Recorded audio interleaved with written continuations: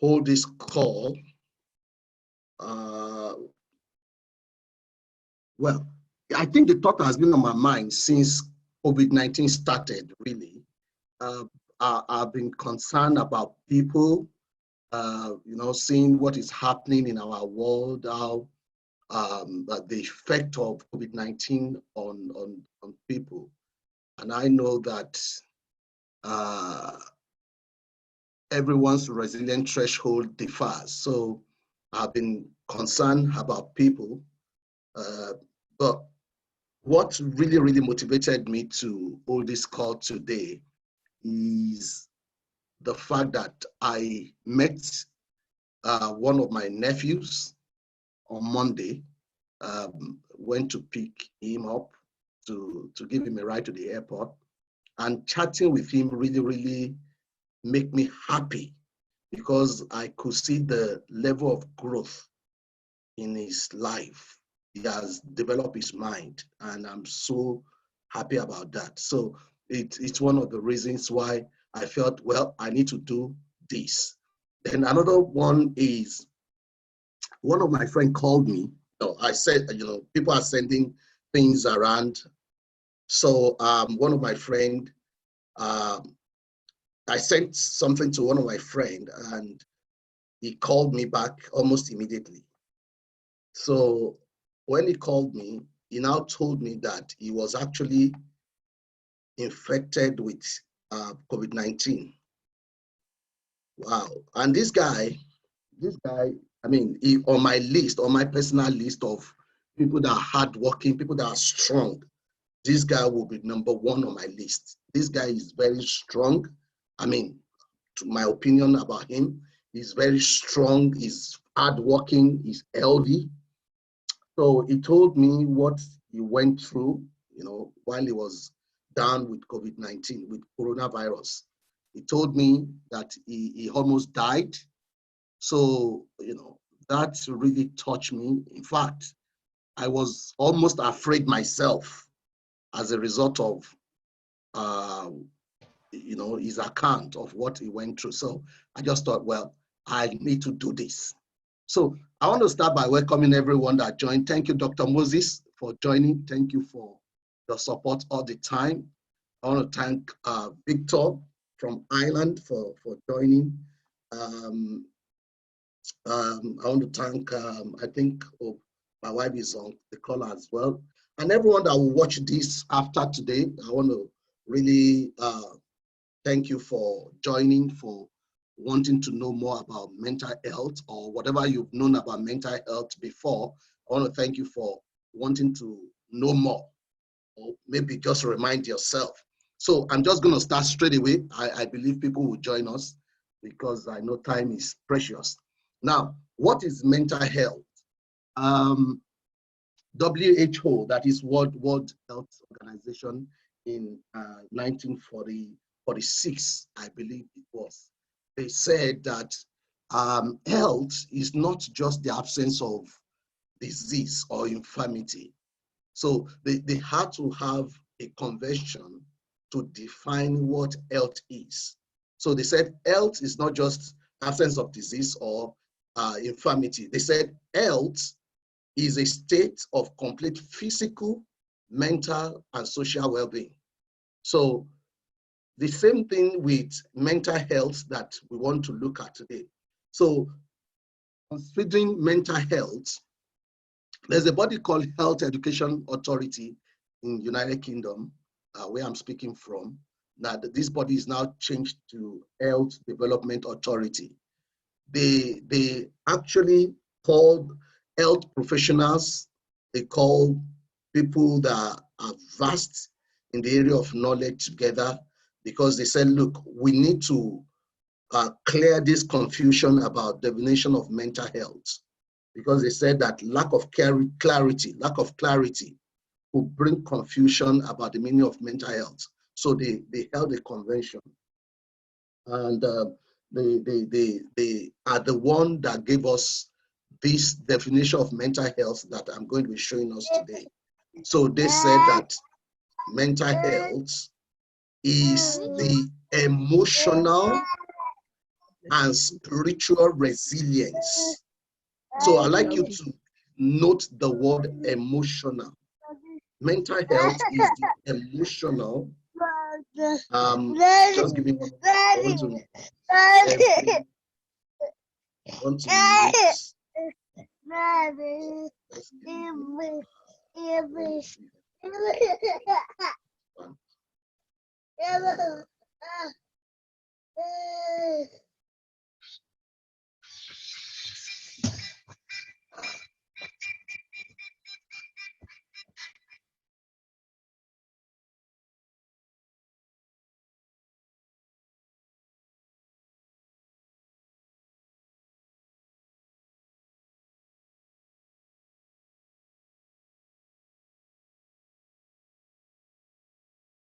Meet myself.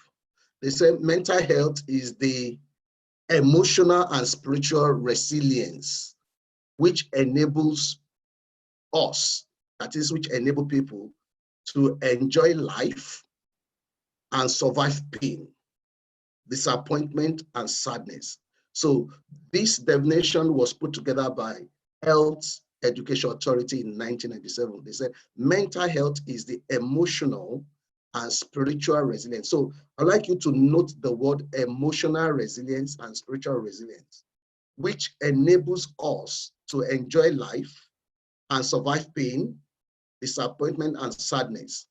You know, in the course of this week or last week, it was, I read in the news that German state finance minister committed suicide. And, you know, why did he commit suicide? He committed suicide because he was overwhelmed with COVID-19 coronavirus outbreak. He was overwhelmed with the fact that they promised the nation that they're going to support them financially. And he was overwhelmed because he felt they cannot afford what they were promising the people. So because of this, he committed suicide. He killed himself. So it is important for us, every one of us, to understand what mental health is, especially in this difficult time. So mental health is the emotional and spiritual resilience which enable us to enjoy life and survive pain, disappointment, and sadness. So for us to enjoy mental health, for us to enjoy mental health, because mental health is not just the absence of illness, it's not mental illness, it's not just the absence of mental illness. For us to say we are having good mental health or we are at a good mental state, we have to have this emotional resilience and spiritual resilience. So for us to survive the challenges of our world today, I believe that we need to develop emotional resilience. We need to develop spiritual resilience, because mental health is the emotional and spiritual resilience which enable us to enjoy life and survive pain, disappointment, and sadness. It is a positive sense of well-being and an underlying belief in our own and other dignity, in our own and others' dignity and worth. So this definition of mental health is actually evidence-based. It was put together by Health Education Authority. They are now called Health Development Authority. They are part of NICE.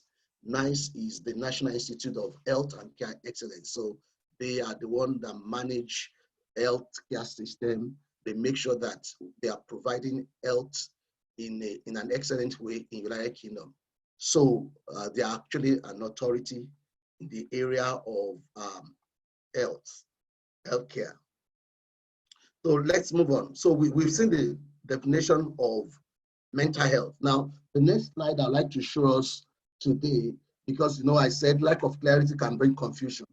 So these people, they brought to us the definition of mental health. Now, in the course of my own research and study, I came across a guy called Corey Keyes. He's actually a professor. Dr. Corey Keyes is an American sociologist and psychologist. He's also a lecturer in the University of Georgia in the United States of America. He developed a line of thoughts that he is actually teaching on positive psychology. They also developed this psychology about mental health, that there's a place called flourishing and there's a place called languishing. I'm going to go deep into that very soon. But I want to quickly show us causes of mental distress and illness, because it's important that we know what can cause it. Like I said in something I sent out to some of my friends not too long ago, that people say, well, what you don't know could not kill, cannot kill you.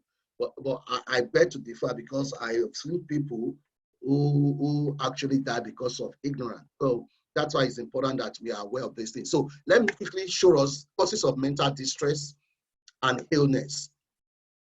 Causes of mental distress and illness. Number one is physical. And I believe that you can see the slide.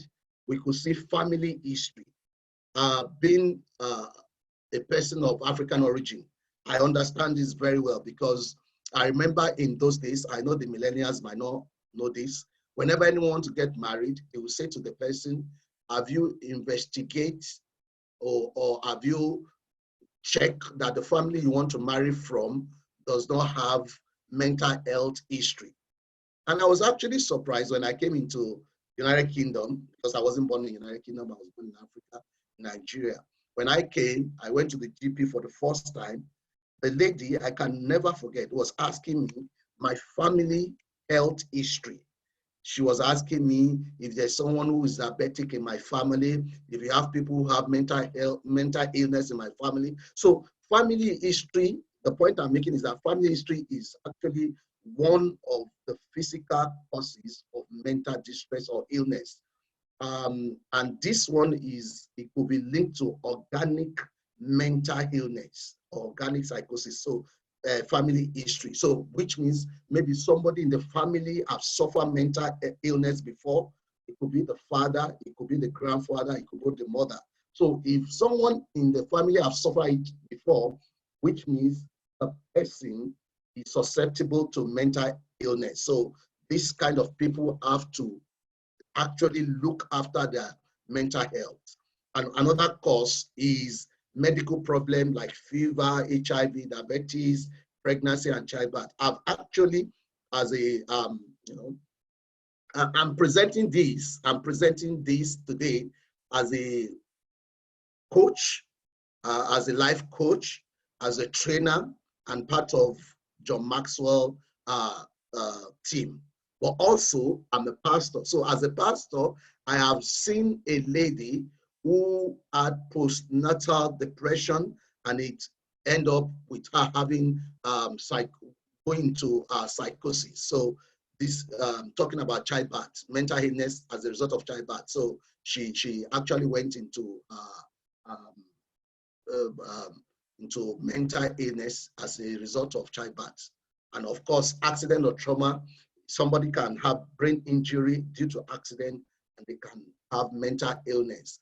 Of course, the one that is prevalent in our world today, especially in this part of the world, is the use of drugs.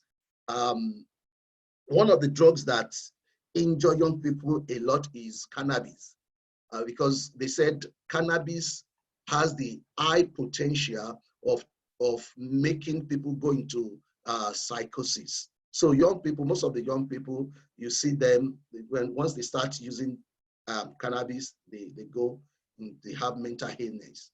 I met a young lady, very beautiful young lady, in one of my travels in Africa. I just saw the young lady, and the moment I saw her, I knew something is wrong with her. So and I asked my friends that were there, I said, what's wrong with this lady? And they told me what happened to her. She used cannabis for the first time in her life, and she lost it. So she had mental illness. And of course, aging. When people are getting old, they suffer from dementia.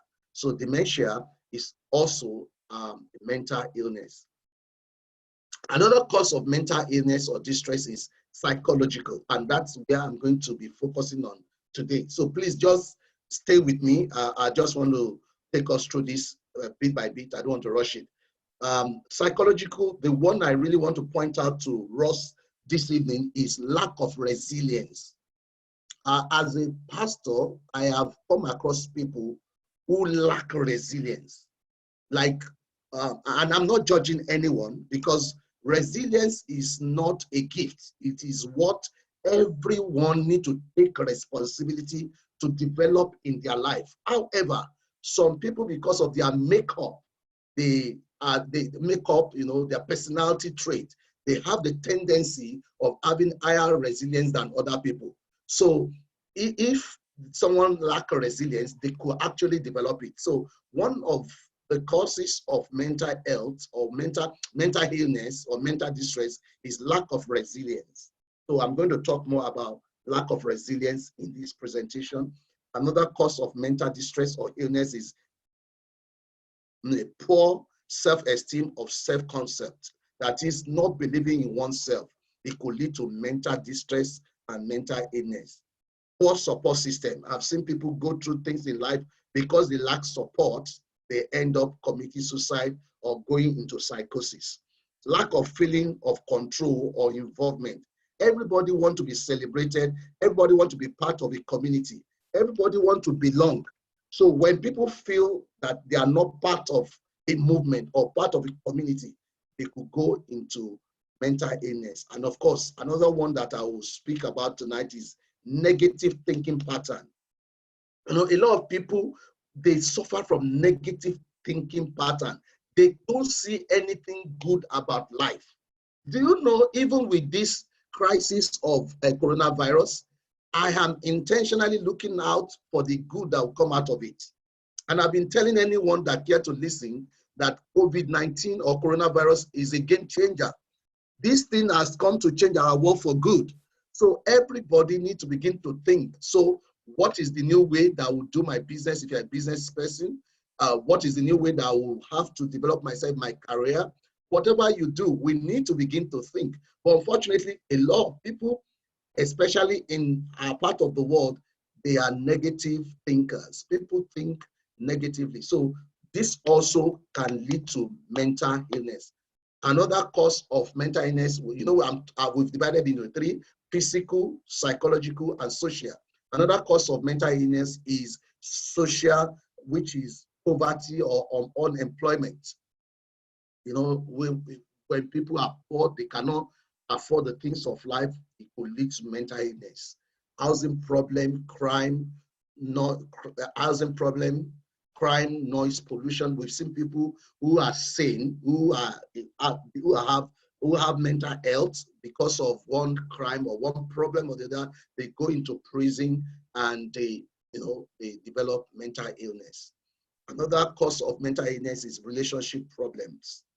We've seen people maybe because they go through divorce or because their wife, something happened in their relationship, they lose their mind. I've actually witnessed someone like that before in my journey of life. Another cause of mental distress is inequality or discrimination, and of course, work stress. I did not take permission from my wife, but I'm going to share this. I forgot. I was going to take permission from her, but I'm going to share it. One day, I think about 2 years ago, I was in my office and my wife just called me around lunchtime. She said, "Oh, come and pick me," because our office at that time, where she worked, is not far to our church office. So I went to pick her because it's unlike her. So I went to pick her. And the moment she came into the car, she started crying. I was shocked because I've never seen her like that before. The point I'm trying to make is work stress. Work stress actually can lead to mental illness. I did not know. I was living with my wife. I did not know that she was going to depression. So this is another reason why I feel I need to do this, because a lot of people don't understand this thing. Our spouses can go into depression, I wouldn't know. I didn't know my wife was going to depression. She was crying.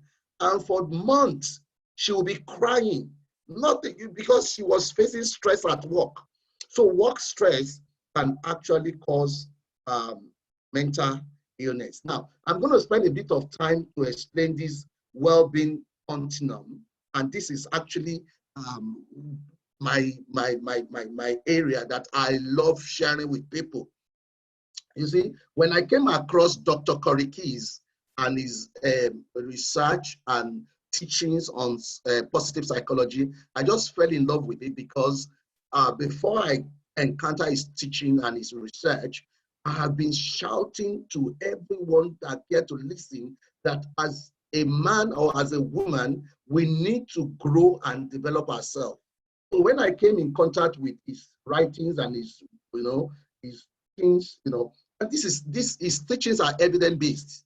They are evidence based. In the academia world, they will say that when an idea comes to you, it is called when an idea comes to you is called, what's it called? When an idea comes to you, it's called what's it called? I've forgotten the call it now. When you prove the idea over a period of time, it's called theory. And when you prove it over a very long time, it becomes a law. And I've been saying this every time.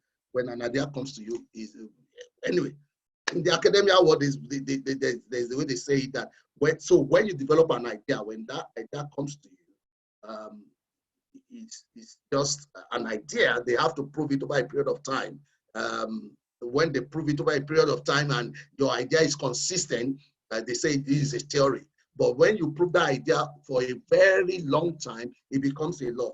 The point I want to make is that this idea or this line of thought that I'm presenting to us today has been proven. Over 15 years, Dr. Korikis have been sharing this idea and he has been practicing it. So now, going back to the well-being continuum, you see, I know you can see the screen. I'd like you to know that every one of us, we start at the point called balance. Every single human being, they start at the point called balance. And at that point of balance, we can actually move towards the right, which is going towards flourishing, or move towards the left, which is called languishing. And if you go towards the right, we are going towards mental health. If we go towards the left, we are going towards mental illness.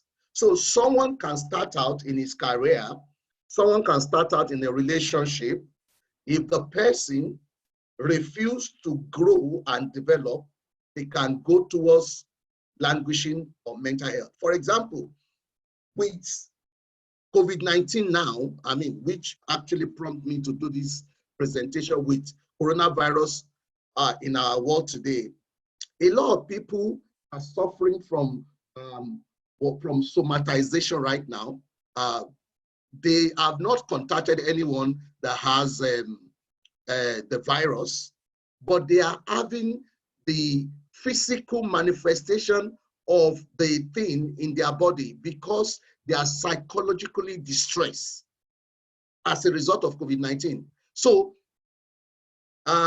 with COVID-19, people are living in fear, people are anxious, and probably some people are depressed. And if these things are not managed, it could end up leading to mental illness, because the way it starts is it starts with anxiety, leads into fear, and fear leads into depression. And before you know it, depression changed to psychosis, and it changed to mental illness. So I just want to keep it, I want to use the language that everybody will understand. So depression will lead to mental illness. So what I really want to present to us today is that even with the challenges of our work today, with all the stay at home and everything that they are saying we should do today, every single one of us should make up our mind to grow and develop. Because if you look at this well-being continuum, the only way to move towards calmness, to move towards flourishing, to move towards mental health is to grow and to develop. And I'm talking about personal growth and development. So remember that they said mental health is emotional resilience and spiritual resilience. So even when you begin to look at emotional resilience, you come across spiritual resilience. For you to have emotional resilience, you must develop spirituality. So for us to enjoy calmness in this season, we must develop spiritual resilience. The moment our spiritual resilience is in place, will be strong emotionally. So this season, to avoid going into mental illness, everybody must commit themselves to growing and developing themselves spiritually, growing and developing themselves emotionally. And I mean, I want to thank God for technology. There are a lot of material out there that could help us to grow and develop, because when we begin to grow and develop, then we'll move into calmness. Then we'll move into the state of flourishing. We'll move into the state of enjoying good mental health. We'll move into the state of fulfillment. But if we refuse to grow and develop, we'll move towards the left, where we'll begin to suffer from fear. That will lead to anxiety, that will lead to mental distress, that will lead to depression, that will lead to languishing or mental illness. Now, and all these things, towards the left, you have decrease in performance, and towards the right, you have increase in performance. Now, I would like to leave this thought with you. I'd like you to think about it. It is not where you are, but where you are inside. Freedom is in the mind. It is not about what is happening in our world today. It is not about coronavirus. I mean, even listening to the news today, almost over 700 people have died in United Kingdom alone. Over 50,000 people have died in the whole world since this crisis or pandemic began. Even that alone can create fear. But how do you deal with fear? You build your faith, because they said fear is false evidence appearing real. But I know that coronavirus is not false evidence. Coronavirus is real. But what must I do? What must you do to make sure that you don't lose your mind, to make sure that you don't suffer mental illness? You need to, I need to, you need to, I need to commit myself to growth and development. And you want to be specific, you want to be intentional, you want to grow spiritually, because mental health actually is developing emotional resilience and spiritual resilience. These things are what will help us to survive pain, disappointment, and even COVID-19. So I'm going to move on. I think I've said enough about that. Now, I'd like you to know that mental health influences how we think and feel about ourselves and others, and how we interpret events. So the state of our mental health, the state of our mind, will determine how we think, it will determine how we feel, it will determine how we relate with others, it will determine how we interpret events. Now with COVID-19, a lot of people are going into depression. In fact, the other day, I saw a lady GP in somewhere in London advising people that, look, don't listen to the news all the time. She said, all you need to know about coronavirus, you know it already. She said, because she's now treating people with high blood pressure. She's now treating people with depression. She's now treating people with all manner of symptoms, because they are suffering from somatization, So we need to take care of our mental health this season. And I will not stop by saying that the one way among others that we can take care of our mental health, I'm going to make some suggestions at the end of this presentation, is by growing intentionally, personal development and growth. We need to expose ourselves to things that will help our mind, things that will help us to think positively. So mental health affects our capacity to learn, to communicate, and to form, sustain, and end relationship. You will see people going through stress in their relationship. Most of the time, it's as a result of mental health. Not all the time. Most of the time, it's as a result of mental health. It could be negative thinking pattern. All manner of things you hear in this world. Some people, they don't just believe in their spouse. It's negative. They just don't believe that their spouse can do anything good when they are not together. So it's negative thinking pattern, and this can lead to mental health. So it affects our capacity to learn, to communicate, and to form, sustain, and end relationship. It also influences our ability to cope with change, transition, and life events. especially COVID-19 this season. You can imagine people that have lost their loved ones. Just in the news today, I saw that a child of 5 years old or so, the youngest so far in United Kingdom to die from coronavirus, you know. So mental health is what influences how we react to all these things in life, disappointment, hardship, the bereavement. So it is important that we learn how to put ourselves in the place of mental health. We don't want to suffer from mental illness. We can avoid it, especially even if we have it in our lineage. I believe if we take care of our mental health, we can avoid it. Everyone has mental health needs, whether or not they have a diagnosis. These needs are met or not met at home, in families, at work, on the streets, in schools and neighborhood, in prison and hospital. So everyone has mental health needs. And that is why I believe I have, you know, I just have that thing in me to present this to everybody, to create this awareness that every one of us has mental health needs, and we can actually prevent ourselves from mental illness if we can grow and develop ourselves. If we can be intentional with what we listen to this season. Before I started this presentation, one of my friends sent me a very funny cartoon of someone who blocked our ears with something like a face mask. With computer audio. You know, so you know, we need to make sure we don't just listen to everything. You know, look at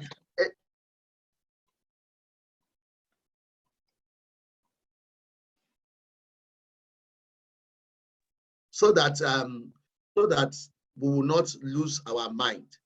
So everybody has mental health need, and we need to make sure that we protect ourselves from mental illness. Yes, I know that sometimes we cannot help it, but we have to do what we have to do, and God will help us. Let me look at that person. Someone is talking there. I want to look at the person so that I can mute the person. Okay. Thank you for muting yourself. Now, let's move on. So we're talking about mental illness and disability. So we're talking that everybody has mental health needs, and this condition can alter our ability to relate to other people, to work, attend school, or do whatever we want to do. It can prevent us from living a normal life. So there are different types of mental illness, and they offer different experiences and symptoms. These symptoms may vary from people to people. So I'm going to be showing us in a minute from now the different type of mental illness. But the main point that I would like us to really think about seriously, let me go back to it, is this well-being continuum. I believe that if we are intentional this season about what we hear, about what we think about, we can get to a place of calmness. If we are intentional this season that we're going to grow, we're going to develop ourselves, we're not going to listen to negative things that will trigger mental illness, we're going to do well this season. So let's move forward. I want to show us 5 major categories of mental illness. The first one is anxiety disorder. And you see, this anxiety disorder is, I've been saying it to people, is going to increase. It's a form of mental health. It's a form of mental illness. A lot of people don't know. And it starts with fear, you know, when we are afraid, then it moves into depression. Then there's all form of anxiety disorder. But if we have the time, next time I'm going to show us, because this anxiety disorder actually has all form of manifestation, you know, the way it manifests. There's another one called mood disorder, and there's another one called schizophrenia and psychotic disorder, and the other one is dementia. The last one is eating disorder. Eating disorder is the one where people just eat. They can't stop. And of course, dementia Dementia used to affect old people, but right now, according to study, even young people are having dementia.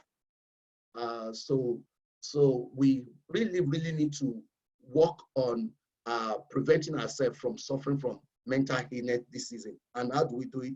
We need to focus on personal development and growth. We need to be intentional about being positive. We don't want to overthink negative things. We don't want to overthink, oh, the people that are dying. No, we want to develop spiritual resilience and emotional resilience.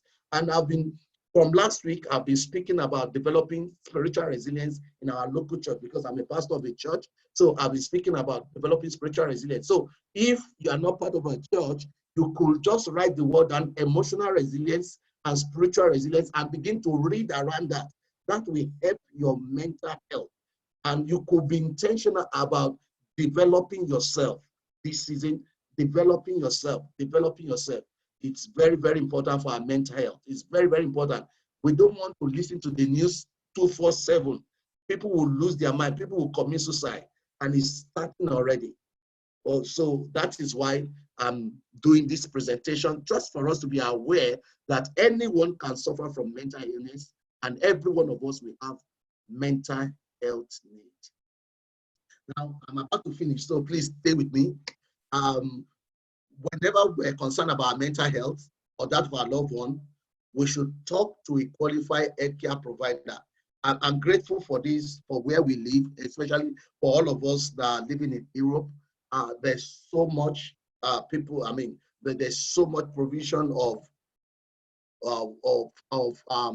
people we can reach out to that can help if we feel that we are suffering from mental illness, especially in this time and season. If you feel that we are going to depression, if we feel that we are anxious, if you feel that we are getting to that tipping point, we can reach out. In this country, you can call 999, you can call 111. In fact, if you're a Christian, you can call your pastor, you can call your support group. And that is why it's important that this season, especially in this time of COVID-19, we need to be part of a support group. We don't want to be all alone, especially for the single people. If you are a single person, you are here, you need to have a support group. You need to have a network of people around your life. You don't want to be alone. You don't want to be alone because I know because there are stigma around mental health. When people are suffering from mental health, they feel stigmatized. But we shouldn't let that discourage us because treatment for these disorders have come a long way. So mental illness requires the same need for treatment as many physical ailments. So many of these things, when we nip it at the bud, we can actually be healed of it. So we can actually be healed. For example, if someone has been listening to the news and because of the news is afraid of death or is afraid for his family that everybody in the family will catch or will be infected with coronavirus, what the person just needs to do is shut that channel down, switch the TV off, and begin to develop your spiritual resilience in form of developing your faith, growing your faith, listening to words of God that will encourage your heart. And of course, because I don't know at what point everybody joined, we've talked about emotional resilience and spiritual resilience. So now this one I want to show us, I actually got it from ACF. I used to be I'm still part of ACF, Africa Christian Fellowship in Reading. So they have a WhatsApp group. So I picked this thing up that I want to share with you. I call it things to do to maintain your mental health during this season. That is not the way the author put it, but I just put it this way. So I'm not the author of this line of thought. And even some of the things I've showed us in the slide, I'm not the original author. I just pick it here and there and put it together to be a benefit or to be a blessing to all of us. So I love what the person said. So I want to share it with us. Things to do to maintain our mental health during this season. Number one, isolate yourself from news about the virus. It's important because it's just so natural. If you hear that 700 people have died in a day, you will be afraid. When my friend told me what he went through as a result of coronavirus, I was afraid. For the whole of that day, I think it was on Thursday, for the whole of the next day, what that was yesterday, I did not listen to the news. I was building my faith intentionally because this guy is very healthy and very, very strong. He told me he almost died. So we need to isolate ourselves from news about this virus because everything we need to know, we already know. Number two, do not look for additional information on the internet. It will weaken your mental state. It will cause somatization. I've been talking about somatization. Somatization is simply a manifestation of a psychological distress in a physical, presenting in a physical symptom. So if someone is afraid of coronavirus, for example, because the person is psychologically distressed, they could be feeling the symptom in their body. It's not that they've catch the virus, they'll just be feeling the symptom because they've Googled it, they've read everything readable about it, so they'll just be feeling it. So, okay, let's move on. The next slide, which I find from the person, it says, avoid sending fatalistic strings and messages. Some people do not have the same mental strength as you. So for me, I don't send messages that will create fear. And this could activate pathologies such as depression. So I just don't like anything to do with fear. I've learned to confront my fear in life. I've learned to develop spiritual resilience, and I'm still developing it. And I want to encourage everyone listening to me to make effort. We can all develop spiritual resilience and emotional resilience. That's what will help us to deal with the crisis of our world today. And if possible, number 4, listen to music at home at a pleasant volume. And of course, if you have people with you, you can look for games you can play. And if you don't have people with you, just call a friend, just make sure you put yourself in a negative state of mind. And number 5, maintain discipline at home, wash your hand, all those things that they ask us to do. 6, because your positive mood will help protect your immune system, while negative thoughts have been shown to depress your immune system and make it weak against virus. And that is so true. I have witnessed in my little journey on earth, people, as a result of their negative thought pattern, that they have, gone into sickness, into depression, and all manner of things that ought not to happen. So, most importantly, believe firmly that this will pass. We have been praying. I'm a Christian, so I've been praying, and I know a lot of people have been praying. Not only me, I know a lot of people have been praying. The fellowship I mentioned earlier on, African Christian Fellowship, they have been praying every day for over a week now. And what are they doing? They just raise an altar unto God that this virus will cease, that COVID-19 will stop. And they've been praying, and a lot of people have been praying everywhere. But I believe that we are in the end time, and the Bible says in the end time, difficult time will come. So that is why it's important for you and for me to develop spiritual resilience and emotional resilience, because difficult time will come in the end time. So it's important to know that difficult time will come, and of course, it's important to believe firmly that this virus will pass, because God, who created the universe, is God of love. He does not want to punish us. We don't know why this come. I don't know. I can't explain it, but I just believe that this one will pass. I don't want to go into explaining anxiety disorder. So I'm going to stop here. If anyone has a question, I'm going to allow people to ask questions if they have questions. If not, I think we've done a bit of thing here tonight. And the most important thing that I would like us to think about a lot as we leave this call tonight, that what I really, really want us to spend time to think about is this well-being continuum that I showed us at the beginning. I really want us to think about it because it will help us. If we grow and develop ourselves, we move towards calmness. If we don't grow and develop ourselves, we move towards anxiety and languishing. That's the end of that. That is mental illness.